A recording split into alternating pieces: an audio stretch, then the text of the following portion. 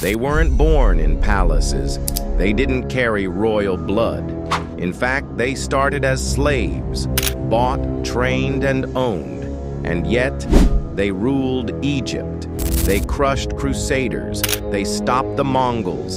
And they built an empire that defied every expectation. They were called the Mamluks. And their rise is one of the most shocking stories in history. This is not just a tale of power, it's a tale of chains breaking, swords rising, and slaves rewriting destiny. In the grand courts of the Islamic world, rulers once believed that power should stay in the hands of nobles. But power, as history shows, doesn't listen to rules. The Abbasid caliphs came up with a dangerous idea. Instead of relying on Arab tribes or Persian generals, they bought young boys from Central Asia, Turks, Kipchaks, Circassians. These children were torn from their homelands, separated from families, and sold into slavery. But their fate wasn't a life of chains. It was a life of training, brutal, disciplined, and absolute. These boys were raised to be warriors, not ordinary soldiers, but elite cavalrymen, archers, strategists. They were indoctrinated into Islam, taught loyalty to their master alone, and molded into weapons of the state. They were called the Mamluks, which literally means owned. And yet, these owned men would one day own Egypt. By the 13th century, Egypt was under the Ayyubid dynasty, the family of the great Saladin. But behind the scenes, the Mamluks were rising. They guarded the palace. They commanded the armies. They began controlling the very rulers they served.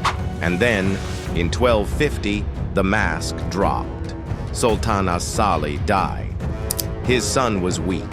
His widow tried to hold power. But the Mamluks saw their moment, and they seized it.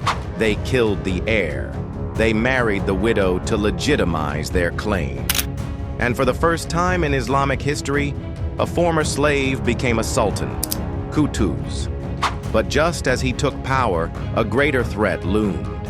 From the east, a shadow darker than any before, the Mongols. They had already destroyed Baghdad, burned libraries, killed caliphs. The Islamic world trembled. Egypt stood alone, and Qutuz knew submission meant death. So he marched. In 1260, at the Battle of Ain Jalut, the Mamluks ambushed the Mongols in the hills of Palestine.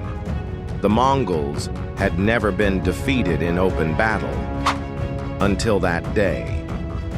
It wasn't just a military victory, it was a miracle. The myth of Mongol invincibility was shattered, and the Mamluks were now the protectors of the Islamic world. But the Mamluks didn't stop there. They turned west. One Crusader fortress after another fell to their swords. Acre, the last Crusader stronghold, was crushed. Jerusalem was reclaimed. Mecca and Medina were safe. The Islamic world was no longer on the defensive. It was rising again under slave kings. But here's where it gets even more unbelievable. The Mamluks never allowed their sons to inherit power. Each new ruler was a fresh recruit. A man bought as a child, trained like a machine, tested in battle, and chosen by his peers. It was a meritocracy built on slavery. A paradox. A dynasty of men who had no dynasty. An empire ruled by the rule. They built mosques, madrasas, and markets. Their architecture still stands in Cairo. Their names are still etched in stone. But eventually, like all empires, their time ran out.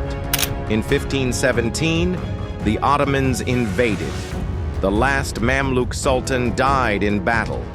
But even under Ottoman rule, the Mamluks refused to vanish.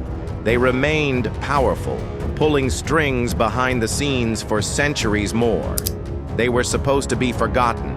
Instead, they became immortal. History is full of shadows, secrets, and forgotten voices, and we're here to bring them back to life. If this story moved you, imagine what else waits to be uncovered. From ancient fortresses to whispered legends, each tale holds power. So if you crave more journeys into the mysterious and the true, don't forget to like this video, leave your thoughts in the comments, and most importantly, subscribe, because some stories deserve to be told again.